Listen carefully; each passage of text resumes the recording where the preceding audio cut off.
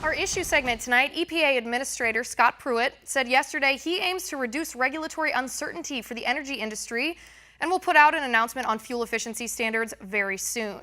President Trump signed an executive order requiring government agencies to cut 2 regulations for every new one they add. We want to end the unfairness between small and big business that's caused by regulation, Trump said. So is this just a gimmick, though, or is the Trump administration serious about cutting regulations? Joining me now with the answer, contributor to the Conservative Review, Dr. Tom Borelli. Doctor, good to see you.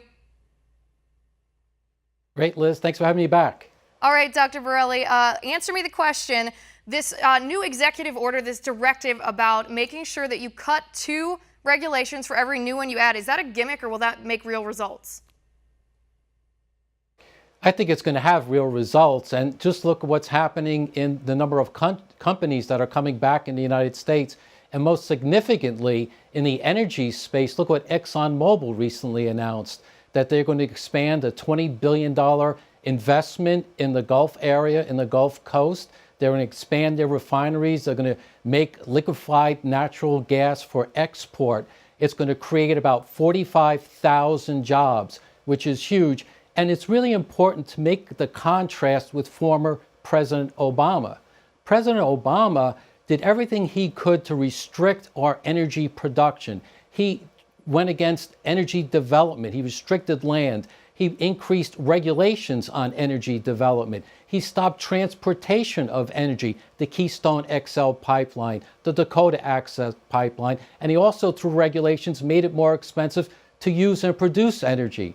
President Trump is doing the exact opposite. He's lowering regulations, and it's going to make our country, be the energy superpower of the world, and that's going to reap huge benefits for every citizen in the United States. Right. I mean, certainly in relation to job growth. I mean, the ExxonMobil expansion here, that could be up to 45,000 jobs for American workers here within our country. But Dr. Borelli, let me push back just a little bit. I mean, I certainly agree with you in theory about the contrast between President Obama's policies on energy versus President Trump's. But so far, President Trump has done little more than criticize President Obama's policies. And then he has appointed, of course, Scott Pruitt, head of the EPA, who's done a little bit more than criticize. He's sued the EPA 14 times as Oklahoma Attorney General over unconstitutional regulations here. But if we're talking about the ExxonMobil expansion here, is that due to President Trump yet?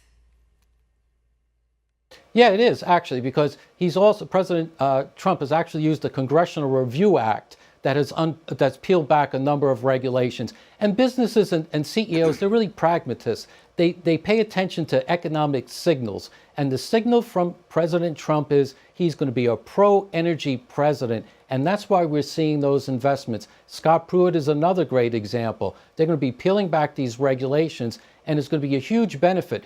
The benefits to the American people is just amazing. Lower energy prices means more money in disposable income. That's going to help those really who make the least amount of money. It's going to provide a lot of jobs, a lot of tax revenue, and also our country right now has the lowest energy prices really among our economic competitors, 30 to 50% lower. Why do you think Ford would be coming back into the U.S. if we're going to have high energy prices? They're all banking on this real boom in energy. And really importantly, this is a great national security issue.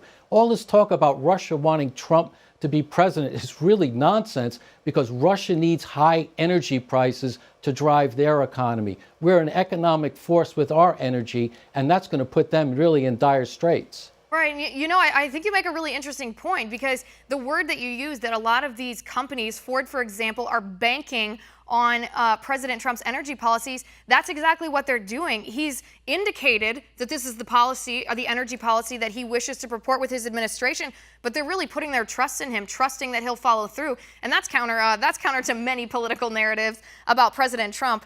Dr. Borelli, let me ask you about how this is going to impact our trade deficit, though. This is something President Trump talked about a lot on the campaign trail.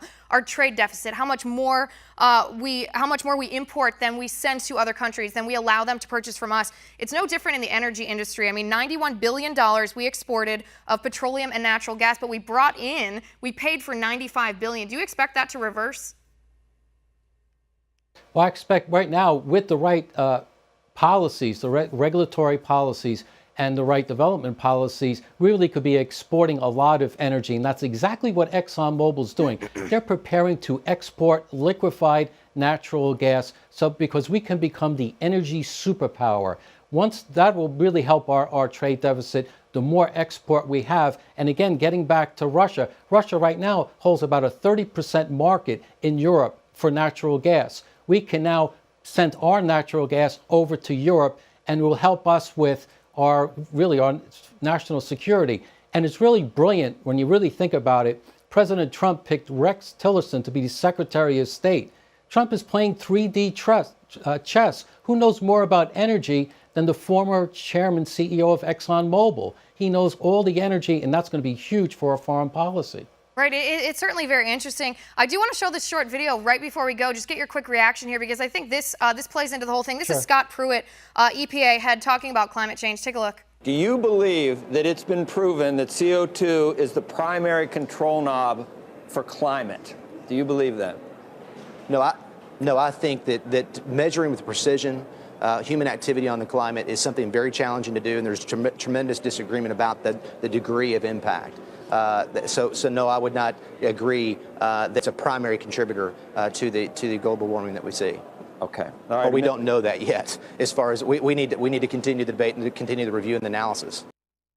Dr. Borelli, what do you think of that? That's pretty counter to what climate change scientists or climate change science tells us, that carbon dioxide is the key driver, that is what's going to push our environment over the edge here. What impact will this kind of attitude from the EPA head, what impact will this have on energy policy? I think it's going to have a huge impact on our energy policy and make a really sane energy policy. I believe next week President Trump's going to sign an executive order to remove the Clean Power Plan rule, which was the rule that really attacked coal-fired power plants. Scott Pruitt is exactly right. Carbon dioxide is a greenhouse gas. It has been going more into the environment, but yet we haven't seen the catastrophic change in climate change or global warming that they've predicted. So what we need is a pro-energy policy, and every American is really going to benefit, even the radical environmentalists, even though they don't know it. Right, and I don't think they're going to quite agree with you on that, but it will be very interesting to watch it unfold. Dr. Borelli, thanks so much for being here. It was great to talk to you.